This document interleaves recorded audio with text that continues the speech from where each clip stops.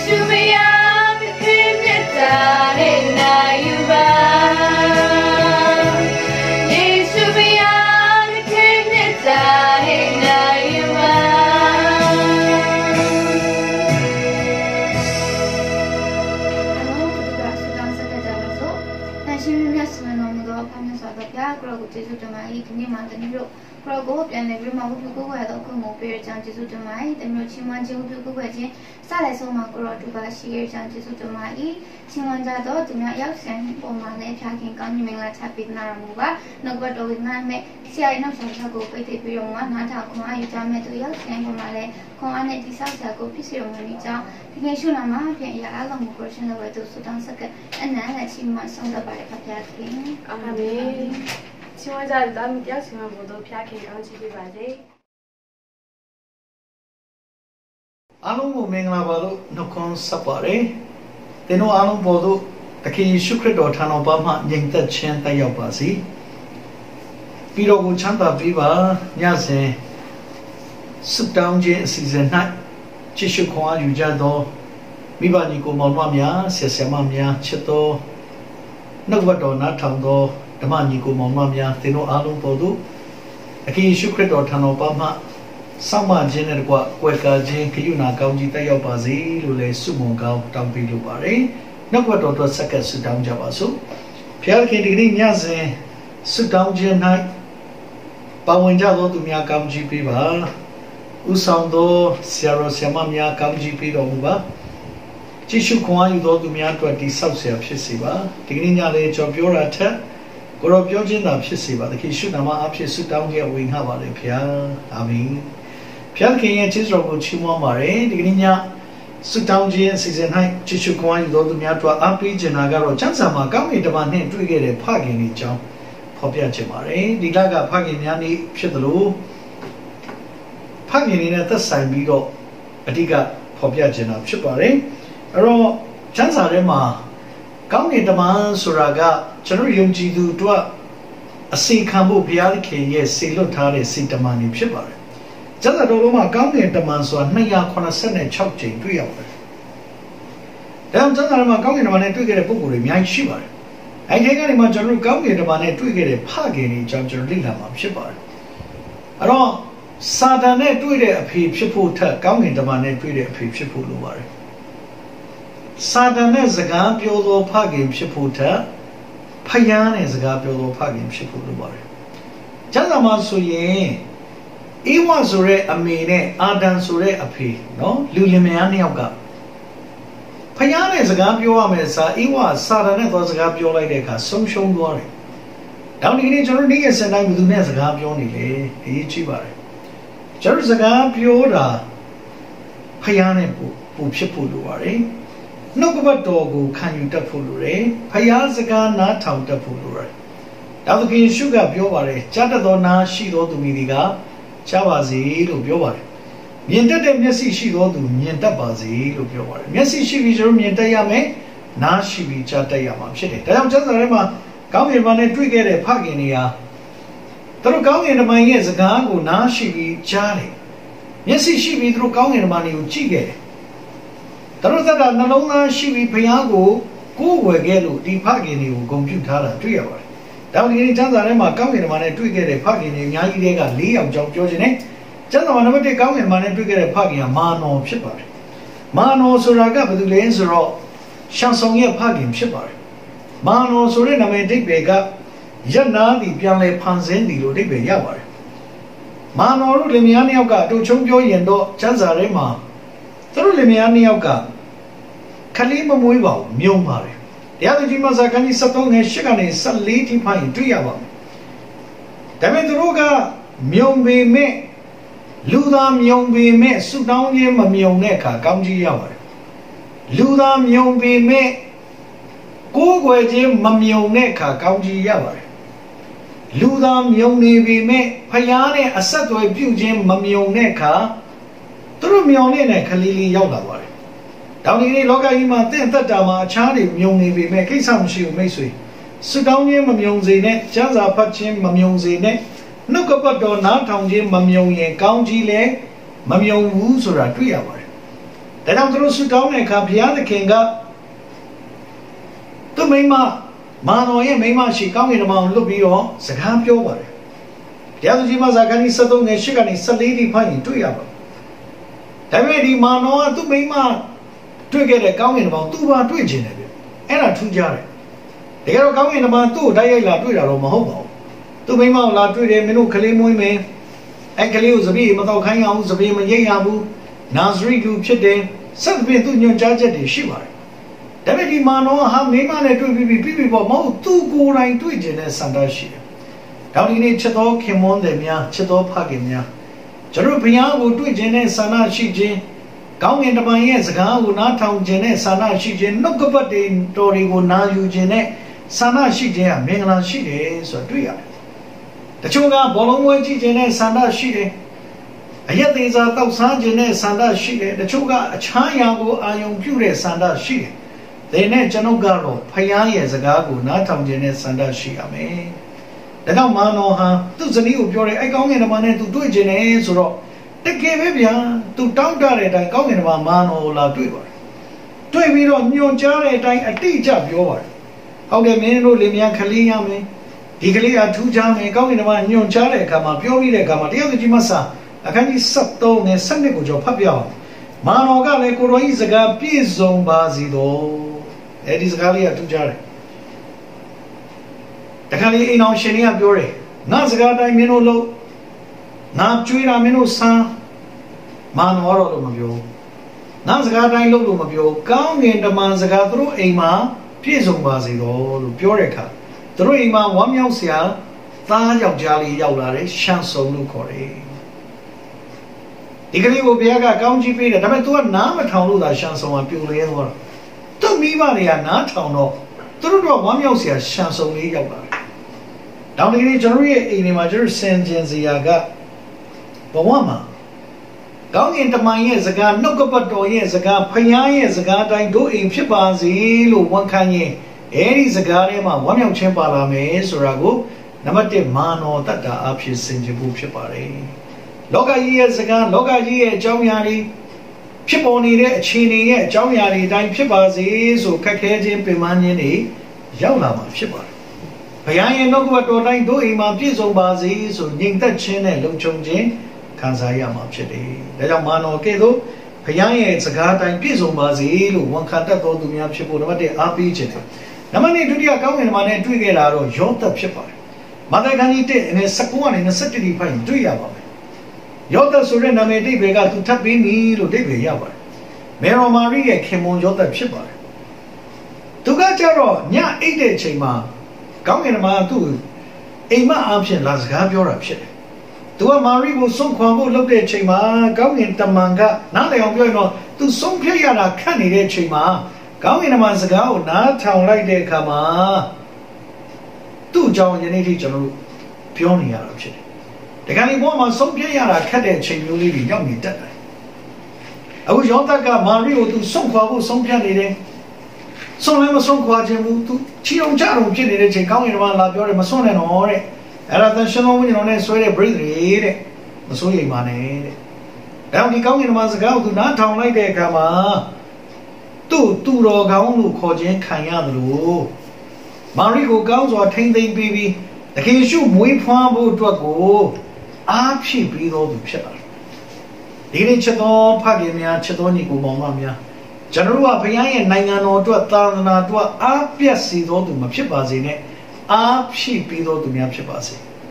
And now Jota de to look behind up she name. To take the behind Mario. To look behind look baby up she de Kama. Amuro Miatua, up she pide packing the out. Shellale, so a triare. Now the General pay your up she dale. General Amuro Miatua, Payay and Nangano to a Payay bone or ten shamu to a General Apshi go to Mia, Chipazi, so we nominate Jota Tata Apshi Api Chimare. Namano Dadia, come in money to get a Zakri Chipar. Zakri. Zakri, so in a Maya Divega, Tavia Piam Mummy the Lodebe Yama. Just a Doma Zakri Namedu, 1,000 and she of Shiva. Already Zakri, early Lame Zakri or of the days or Elizabeth Yachapchene, Jibrahi to Lower. To let Lu Opchede to Male or the Claimianai. Now they are joined on Ludia or Aru, Haunaru, so in Ludia, same ones have been made. To suit down a cap, Payaga through same ones are. The Chadonico Mama, Ludia, same ones are, Yago, they not suit down a Payapian, same ones are. To the Viania go to a same ones have been Payan, same ones have been going one like a bother suit down. To a piano look down. To a piano and Muyo. Down there, sit down, William, Piano Miochi, Piaga, they will say ones are me. Diga Loga Ima Pian, same ones are ye. Say chap, Pulo me pit at Missouri. The application at Jerudua, low other long out at Missouri. To Yaye, low other long out change in Missouri. Down Ule Zakri, huh? Tuga Kalimiahu, to piano lunine, to Mionine, Dime. Haya, come in a man look like you, how many clear me? Ekali, Johanu, Namebia, me, Dikalia, do bongo, 1 young chain, the Rensgapi, Mekali, George, Mazakri, about your laser. The look up. I can't eat it Sundays, thou shalt obey pain, to about your laser, come in once ago.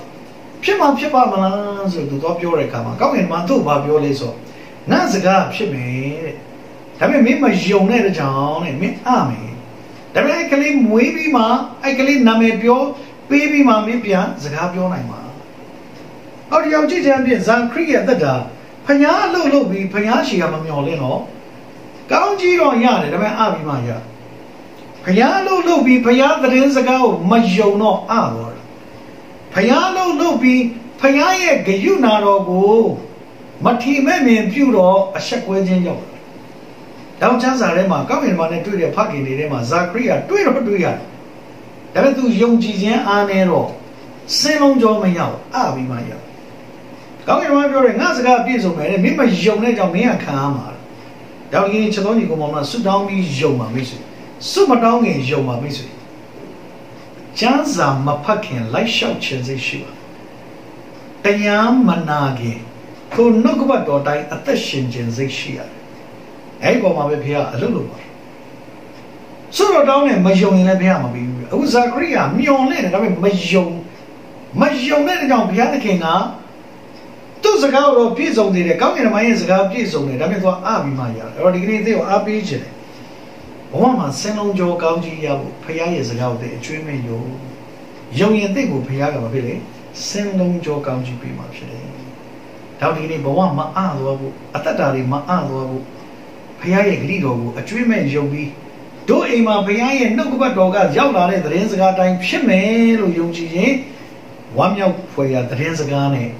တိတ်အိမ်တို့ရေမောရတဲ့ကောင်းကြီးကိုဘုရားသခင်ကပေးမှဖြစ်တယ်။ဒါဝိဒ်ဣသရေလလူမျိုးတွေဒီအီဂျစ်ပြည်မှာတတိုင်းပြည်ကောင်သားမှုတည်တဲ့အချိန်မှာဒီဣသရေလလူမျိုးတွေသိုးသွေးသုတ်တဲ့သူတွေရဲ့အိမ်မှာသိုးသားကိုမတ်တရက်စားပြီးဝမ်းမြောက်နေရ။အဲ့ဒါပါလေ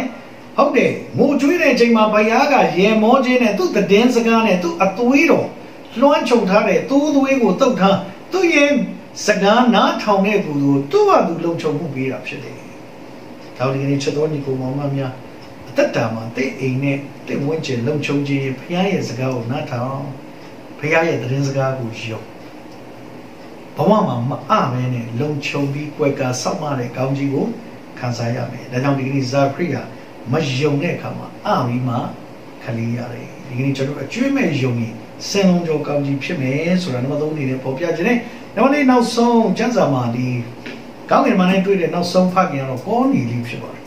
။ဓမ္မတော်တို့ကကြီး30ငယ်3ကနေ4ထိဖတ်ရင်တမှုကောနီလီကြောင်းတွေ့ရမယ်။ကဲသရီမြို့မှာနေတဲ့အီတလီတပ်ကိုအုပ်ချုပ်တဲ့ပုဂ္ဂိုလ်ဖြစ်ပါတယ်။တမှုဖြစ်တဲ့ကြောင့်လူတရားကိုအုပ်ချုပ်တဲ့သူဖြစ်တဲ့ Centurion ဖြစ်ပါတယ်။ဒီတမှုကောနီလီဟာအလုတ်များပြီးမဲ့နှုတ်ကပတ်တော်ကိုများအာယုံစိုက်တဲ့အခါသူ့အိမ်ကိုဘုရားအာယုံစိုက်ပြီးကောင်းကင်ဘုံလွတ်လိုက်ဒီလိုသင်မလောက်အလုတ်များအလုတ်ထက်ဘုရားကိုအာယုံစိုက်ရင်ဘုရားကတဲ့ကိုအာယုံပြန်စိုက်တယ်ဆိုတွေ့ရတယ်။ကောင်းကင်ဘုံရောက်လာပြီးတော့ကောင်းကြီးပေးတဲ့ပြင်မင်းတို့မိသားစုရဲ့ဆုတောင်းတာ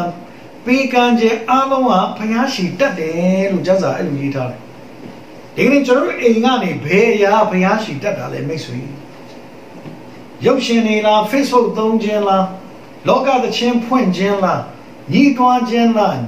ငိုကြွေးခြင်းလားပင်ပန်းခြင်းလားမိတွန်းတောက်တီးခြင်းလားဒါမှမဟုတ်ဆုတောင်းခြင်းလားဒီနေ့ဆုတောင်းခြင်းသိအိမ်ကတတ်ပါစေမိတ်ဆွေချီးမွမ်းခြင်းတွေတတ်နေပါစေပေးကမ်းခြင်းတွေတတ်နေပါစေသိအိမ်ကိုကောင်းကင်ဘုံရောက်လာမယ်အဲဒီကောင်းကင်ဘုံကပဲပေတရုကိုသွားခေါ်ပြီးဆုတောင်းလို့ကောင်းကင်ဘုံညွှန်ကြားတဲ့အခါကောနီလီကပေတရုသွားခေါ်ပြီးဆုတောင်းတဲ့အခါသူ့အိမ်မှာကောင်းကြီးဖြစ်တယ်။ဒါဝင်ကျွန်တော်အိမ်တွေကနေဘာတွေတက်နေလဲမိတ်ဆွေ။ဘုရားရှိခိုးကျွန်တော်အိမ်ကနေတက်ရမှာချီးမွမ်းခြင်းဆုတောင်းခြင်းပေးကမ်းခြင်းမေတ္တာပို့ခြင်းတွေကများတက်နေဖို့လိုတယ်ဆိုတာတမန်ကျမ်းစာအဖြစ်ဒီကနေ့စင်ကြင်ခွန်အားယူဖို့ဖြစ်ပါတယ်။ဒါကြောင့်ဒီကနေ့ကောင်းကင်ဘုံနဲ့တွေ့ခဲ့တဲ့ဖခင်၄ယောက်လုံးရဲ့အသက်တာထူးခြားတယ်။ကျွန်တော်ညမကြခင်နတ်ဖန်ဆိုရင်ကျွန်တော်ဦးနှောနေဖြစ်ပါတယ်။ဒါကြောင့်ကျွန်တော်မြန်မာပြည်မှာရှစ်တန်ရှင်းသူဦးနှောဟာယေရှုရတန်ရဲ့နှုတ်ကပတ်တော်ဝင်ငှခြင်းကြောင့်တခင်ယေရှုကိုကယ်တင်ရှင်ဖြစ်ယုံကြည်လက်ခံတဲ့အခါမှာယေရှုရတန်1873ဇူလိုင်23မှာမြန်မာပြည်ကိုရောက်ရှိပါတယ်။6နှစ်ကြာတဲ့အခါမှာလှေထိုးသားအသက်40အရွယ်ရှိတဲ့မောင်နှောဆိုတဲ့ပုဂ္ဂိုလ်ဟာတခင်ယေရှုကိုကယ်တင်ရှင်ဖြစ်လက်ခံပြီး1819မေလ9ရက်နေ့မှာသူခရစ်တော်ကိုကယ်တင်ရှင်ရှင်ခင်ဖြစ်ယေရှုခရစ်တော်ကိုယုံကြည်လက်ခံကြောင်းဝန်ခံပြီးတော့နှစ်ချင်းမင်္ဂလာခံမှုစတင်တဲ့အခါလူ30ရှိမှသူစတင်တယ်။ယေရှုတော်လက်ခံပြီး1819ဇွန်လ29ရက်နေ့မှာ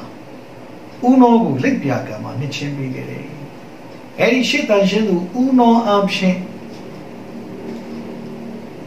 သာသနာမျိုးစေ့ဟာမြန်မာပြည်မှာပြန့်ပွားလိုက်တာယနေ့တန်ပေါင်းများစွာယုံကြည်သူတွေ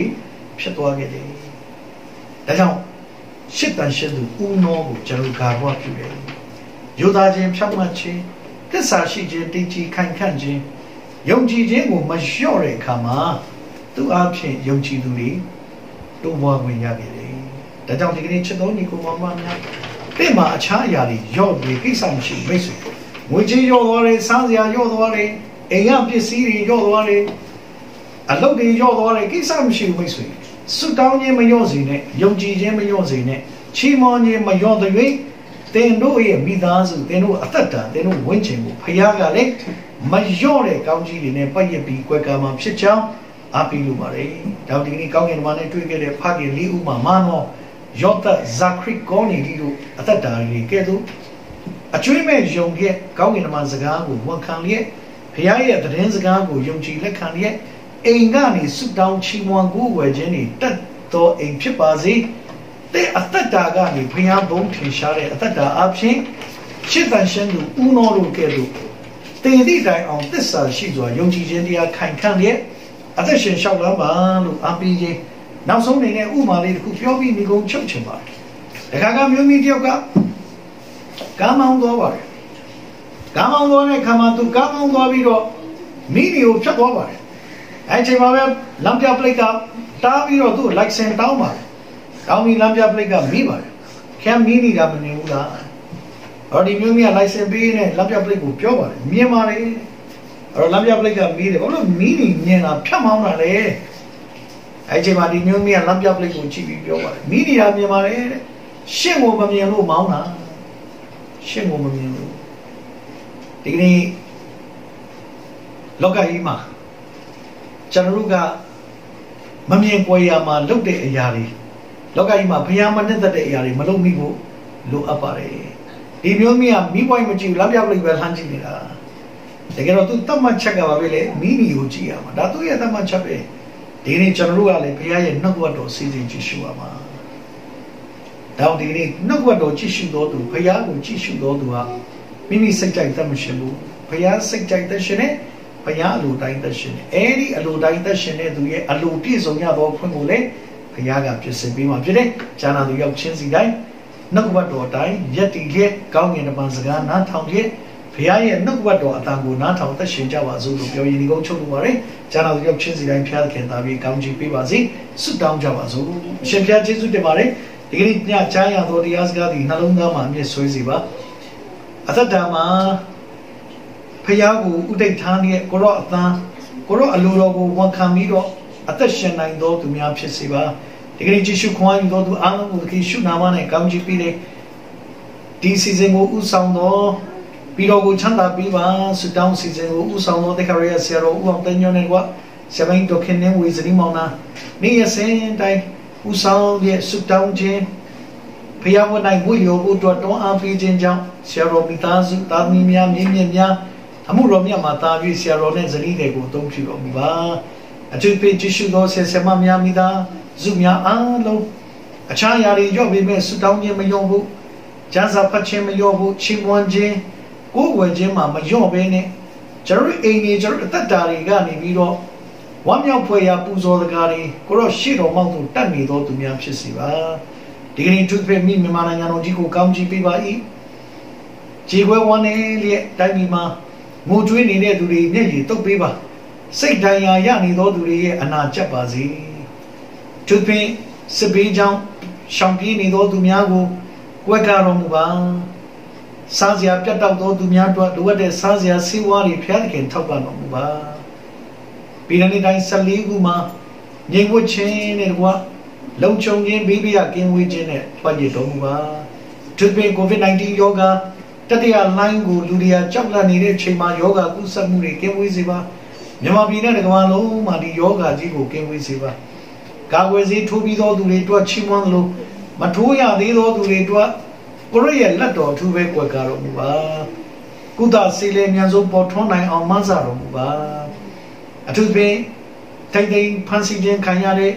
จะเรียนในงานเราได้มีงานปุ๊บกูป่าวเองก้าวสาวเนี่ยอนุปิญญาเชนติปิญญาเชนตัดปิญญาเชนเนี่ยเริ่มยาวสิรงบ้าได้มีมาจุดเป็นอัตชีตัวดูดีกูเนี่ยได้มุขความปีบ้า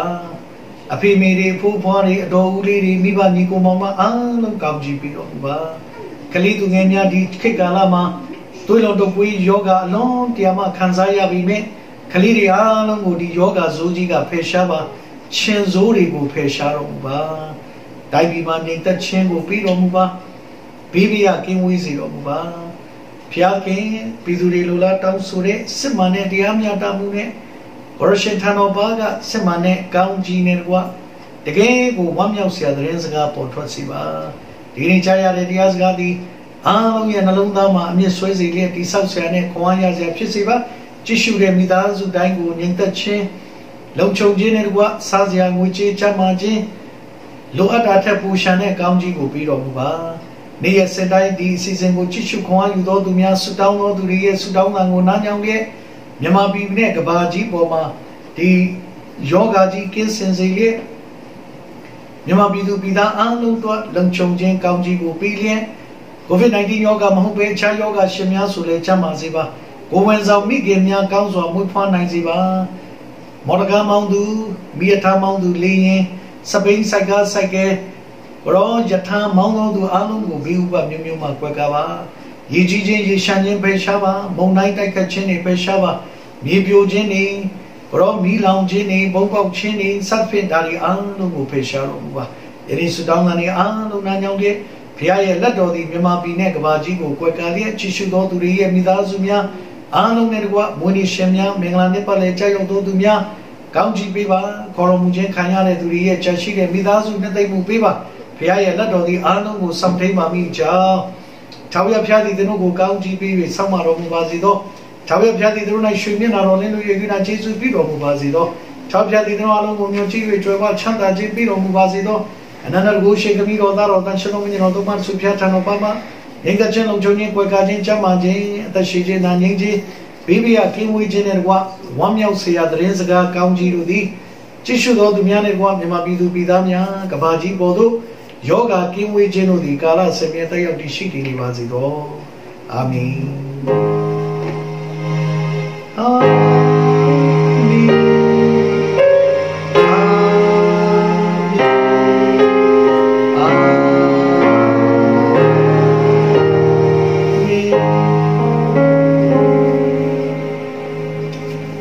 ကျေးဇူးတင်ပါတယ်ကျေးဇူးခွန်အားယူတော်သူများနဲ့တကွဆရာဆရာမများမိဘညီကိုမောင်မများဓမ္မပရိသတ်များမြန်မာပြည်သူပြည်သားများအားလုံးကိုဖျားခင်သာပြီးကောင်းချီးပေးပါစေ God bless you all